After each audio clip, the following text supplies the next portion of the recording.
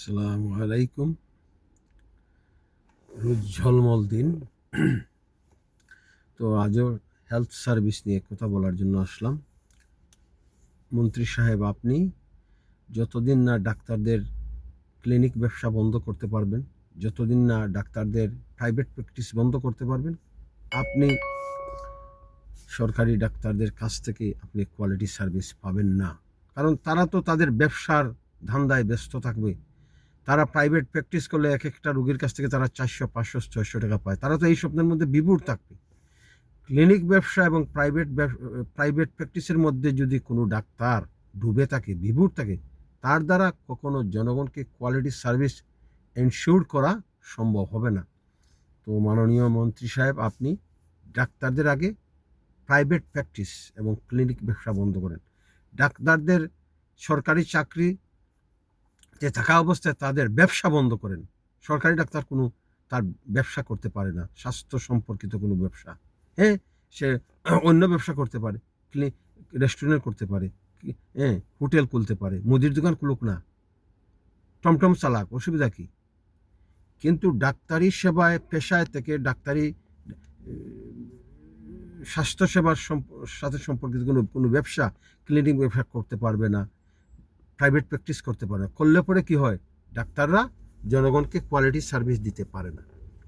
আর ডাক্তারি পাশ করার পর তারা অন্য জগতের বাসিন্দা হয়ে যান। মন্ত্রী সাহেব বলেছেন, ওসি যদি সকাল 9টায় থাকতে পারে, এসপি থাকতে পারে, ডিসি যদি সকাল 9টায় অফিসে হাজির থাকতে পারে, ম্যাজিস্ট্রেটরা, জাজেরা যদি সকাল 9টায় 9:30টায় তাদের কর্মস্থলে উপস্থিত থাকতে পারে, তো ডাক্তাররা কেন? হু আর ইউ? জনগণের ট্যাক্সের পয়সায় মেসে ডাল পানি খেয়ে জনগণের ট্যাক্সের পয়সায় ডাক্তার হয়ে তোমরা নিজেদের এলিট এলিট নিজেদের মধ্যে ভাবে সে এলিট, তোমরা নিজেদের এলিট শ্রেণী সৃষ্টি করেছো।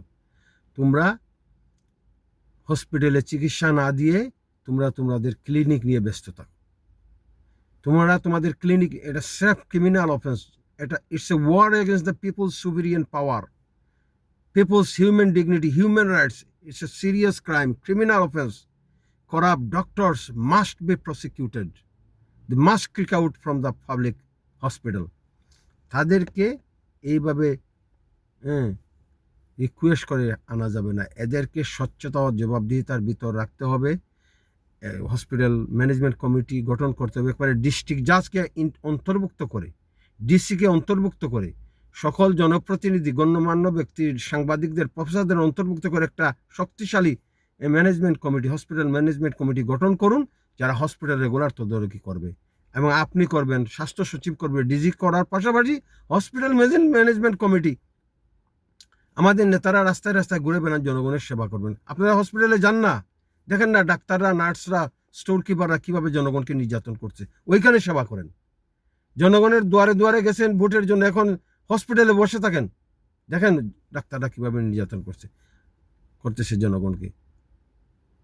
স্বাস্থ্যমন্ত্রীকে বলি, আপনারা ভিজিট করতেছেন ভালো কথা, কিন্তু এটাকে রেগুলার তদারকির জন্য হসপিটাল ম্যানেজমেন্ট কমিটি গঠন করুন, একটা ন্যাশনাল হেলথ রেগুলেটরি কমিশন গঠন করুন, যারা রেগুলার সরকারি উপজেলা জেলা হসপিটাল ভিজিট করবেন এবং তারা প্রসিকিউটেড করবে করাপ্ট ডক্টর নার্সদের, এবং ডাক্তারদের লাইসেন্স বাতিল করবে, যাতে পরবর্তীতে আর কোনো সরকারি হসপিটালে সে কাজ করতে না পারে।